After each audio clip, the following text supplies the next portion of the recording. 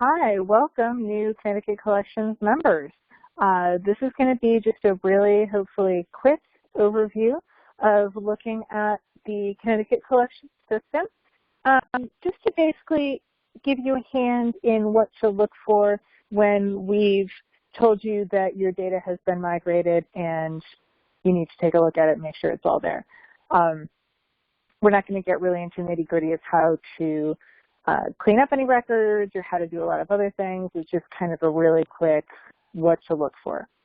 So what you'll get from us is your address for your new system, and it'll look very similar to this. It'll be the name of your institution, then .ctcollections.org. Once you enter that, you should come up with a screen very similar to this one. We'll just have the big collective access box. It'll say CLHO, your institution name, and a space for username and password, which we'll also give you. Those you can add to later on and tweak if you need to, but you'll be given the master one to start off. So enter your username here at the top, then enter your password down below. The password is case sensitive and is usually alphanumeric, and will have some kind of character in it. So it does have to be entered exactly the same. Once you've entered that, click login.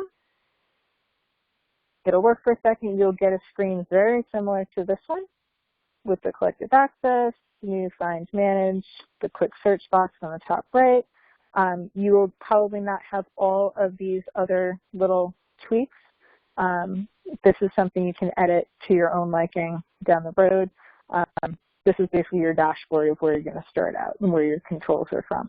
I have added this little count box. I've added to everybody's system just so you can immediately see how many records you have when you log in. And this is actually a really great first place to start if you're checking on your migrated data. So for instance, if you have 5,000 records in your old system and you only see 726 objects, then there might be a problem. So, let us know immediately. If these numbers look pretty good, then we can move on and look at a couple other things and go from there. So the easiest way to get into all the records in your system is up at the top right in this quick search box is to use the asterisk as a wildcard. This is universal. It can be used as a wildcard throughout any of your searching. So put the asterisk in, click on the little search magnifying glass, and you'll get to your results page. Don't panic if you just see objects 100. Objects is by default the first thing that will show up. And anytime you see the 100 in the parentheses, that just means there are more than 100 records. You'll see the first few here, and it'll give you an idea of the physical object, Blacksmith Fellows, that's the number. We've got a couple blanks. That's probably just the way the records were put in. So you can scroll down those if you want, or you can get further into the records by clicking over on full results or click on the little hamburger, the 3-line icon is called a hamburger. Click on that. It'll get you to a spreadsheet view of your objects, and this is where you'll see the final count up here as your search shows 726 objects. So again, if that sounds right, awesome, we're on the right track. Over here on the top, you'll see that there's 31 pages of results on page 3. I'm actually going to go back a couple just because I know there's one odd thing that I can show you to kind of look out for. If you see something like a blank record and you shouldn't have any blank records, take a look into that, see what's going on. The column headings are up here. Your object identifier is basically going to be your accession number. So make sure that that looks right. There's dots where there's supposed to be dots. There's dashes where there's supposed to be dashes. Make sure there's no numbers that have dropped off or letters that are dropped off, that everything's where it's supposed to be. You'll see object titles, alternate titles. If you've got dates entered, there'll be curatorial descriptions. There's further fields over, and we can scroll over to the right when we get to the bottom of the. One quick thing you'll see here, for some reason, this record, we can go in and take a look at it on this little iconic little page of the turn corner. If you click that, that's your edit button to go into the individual record for that item. On the left, these are the different pages that you can look at. Right now, we're on the basic information page, and it's exactly that, the title, the identifier, that kind of thing. So for this one, for some reason, the accession number ended up in the title. I think that was just a quirk of this one record, and there's another one that has it.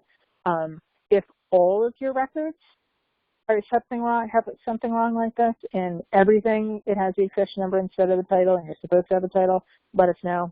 We can tweak it and do another instance of the migration and figure it out. And for this one, I know that there's just a couple things, so what we'll do is just change that on our own and edit and make ball gowns the title, and these numbers are the same, so we'll just substitute one for the other. If you want to go through quite a few records, you can, up here, you'll see your results were on record 5 of 726 if you close the arrow, so I'll move you on to the next one. And you'll see this next record is plate is in the right place, object identifier is correct. So this is all fine. And we have jugs. So wedding dress, this one, the number is kind of odd again, but again, this is only the second instance, so we're not too worried about it. It's fine. As you scroll down, it'll have some more of your information. It'll have a date. It'll have a curatorial description if you put it on. Just make sure these are where you think they should be. If you've got donors of some sort, you've got Mr. and Mrs. George Pratt for the donors. We're going to want to edit that later ourselves, but for now, that's correct. So we're going to leave that. We just know that they were added, so that's good. There may be some notes that you have that are just, we're in random other fields. There may not be a good place for them, or it's some information that you want to have more up front so you can see it. So you may even end up with more than one note. You can add on a couple different ones, so they may have automatically done that. One other thing we want to look at here, as far as getting fields into the right things on the left on the pages, click on subjects. This is a little side note. It'll always want you to save something. If you change something and you didn't save it, it'll ask you, are you sure you want to leave, because it won't be saved. I know that I didn't want to change anything, so I can click leave page. If you do need to change something, click stay, and you can save it. So we're just going to leave that. And we're going to go over to this subjects page. This is where you link to thesaurus terms for your objects from the Getty Art and Architecture Thesaurus, like Library of Congress subject headings. This is all stuff that we'll get into further in the training. Your terms will not automatically link to these things. The most important thing is to look down here on the bottom for legacy nomenclature. If you have any terms or any tags that you use in your system, we'll put them in here, and they're built up onto legacy nomenclature, so they will still pull everything together, and you'll still be able to search them. So just make sure that those are there where you want them. The rest of these fields are, feel free to take the time to look around to see what shows up. If you have condition reports in, see if they're under condition, that kind of thing. But for the most part, those are the highlights that we want to see. So we're going to go look at some more modules, if you will. So we're going to go back to our asterisk and search again. So here's our objects automatically by default open. So we're going to click the minus, and that's going to shrink that field down. So now right below we have entities. Again, the 100 means there are over 100 names on there. So we're going to go click on the hamburger. Here's a list of all the people. So we've got 173 entities. At the time when we did our first migration, I had no idea how many we were going to have total, because we didn't have, our system wouldn't count them that way. So it's just a matter of going through and checking to see what you have. This is, right now, it's alphabetizing by the first name. System can be set up to alphabetize however you want, or the first word on the display name, I should say, because it does say display name here. So we're on page 1, Alfred Arthur, Bacon Wakeman, one of my favorites. You may get duplicate names by the nature of how they're related to a record. If he gave us an item, or if he created an item, it may have gone in and recreated the person. These are really easy to clean up, and it's almost better that you go through and clean them up yourselves to know that they're the right people that you're putting together versus us guessing that, oh, it's probably the same fellow, because it necessarily may not be. So I would say that's not really an error unless you notice that something's drastically wrong with it. If you want to go in and look at the actual record for that person, again, click the edit button on the left-hand side here, and it'll go into that actual record. So you should be seeing his first name is here, last name is here. It's been put together in the display name. You're fine. For names and organizations, or for organizations and businesses, if you have like Milton Bradley Company, the business name is just going to go into this one field. You'll see it where it's surname/organization. So you would put the whole Milton Bradley Company here, and it'll still show up as the display name in the bottom. You don't want it split up into forename, surname, because it's not, it won't alphabetize properly. There's more fields down here you can fill in later if you have information. There is a notes field at the bottom. You may have had some notes on the person that'll show up here. So scrolling back up at the top, if you want to arrow over on a couple people, there's our duplicate. Just we had a question, so we're going to keep that as that person now. If you know that you've got another name for somebody, whether it's a maiden name for a married woman or something like that, or a nickname for somebody, there's a alternate names field. This is just kind of an aside. So you can add in a birth name, a maiden name, married name, use for if somebody's got a nickname, that kind of thing. So you don't have to worry about having to only choose one name, Mrs. Sue Smith versus Miss Sue Jones. It can all go in there and it'll be the same person attached to the same record. So we'll go back up to results and we'll get back to kind of our spreadsheet view. So as long as everybody looks pretty good here, we can go through and clean these people up later and figure out where they're supposed to be and make sure that they are the same people. Like, for instance, Edward Meeker, these are probably duplicates because of the record, but somewhere he was called Edward Meeker with his address. And again, I wouldn't want to assume unless I knew who this person was in my own historical society or museum. So we're leaving all those for you guys. So the next one we want to look at is locations.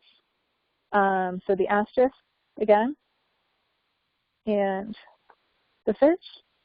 So we're going to shrink down objects, and we look down at storage locations. This says we have over 100, and we'll go full results.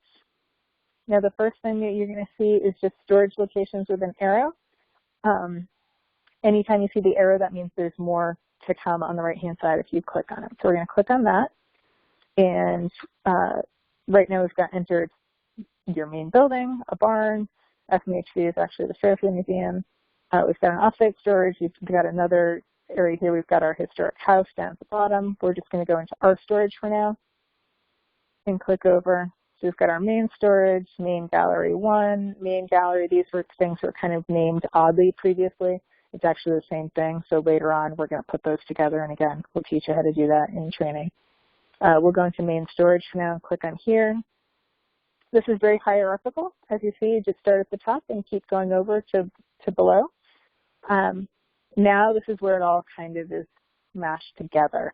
You've got a B area, F area, E area, all of these that are better put together. Because of the way our data was organized, they weren't automatically put together. So it was something that we had to clean up after the fact. Once you get going on it, it really doesn't take that much time. It's really super, super simple. You do kind of have to pay attention when you're first trying it out, but after that, you're fine. Any objects that are associated with these areas will move with the areas when you put them in their proper location. Yeah, we had quite a few that we had to fix up, but slowly but surely we got there in the end. Just for tips, we can go over here in our Ogden house and click on here just to give you a different view. So this is where we have something where the kitchen, the garret, the north parlor, the north chamber, things like that. So you're seeing a little bit more of just a house by rooms versus, storage locations with all the letters and numbers and things. So as long as everything there looks pretty good and the names are what you're normally using, that's fine. If something looks odd, let us know. Let's go into here and look too. So just pick a random location. You can see what's in that location by over here on the left-hand side, click on Contents. And we've got a few things linked to this location. And we're seeing it's all drawstring, purse. Yeah, so this all looks like it's the correct items. They're linked to that spot. Okay, we're just going to go back to our main view, our main search. Some of these others we don't really need to worry about looking at now. There's not really been anybody that's migrating any archival or manuscript material as such at this point, or loans necessarily, so we're not going to worry about those. We'll worry about lots later on when we're in training, and we can talk more about that in person. So that's about it. That's just kind of a quick overview. Feel free to go in and poke around, see what everything looks like. Don't change anything yet. Don't even fix any misspellings or anything until we finalize the database. Because if you go through and you start start updating some of these, that's great. But if for some reason we have to do a remigration of things to correct any errors, then all those changes that you have will be lost, and we don't want to do that. If you want to write them down and keep a list of things that need to be updated for later on, that's great. I would go ahead and do that, and then you can go and just jump right in and fix it once this has been determined that it's final. So other than that, go and look around, see what things look like, get familiar with the system, get ready for training, and then we'll be able to dive in and really get to work. So thank you very much. Good luck. And if you have any questions, anything, of course, email us back at ctco@clho.org. Okay, thanks a lot, you guys. Have fun.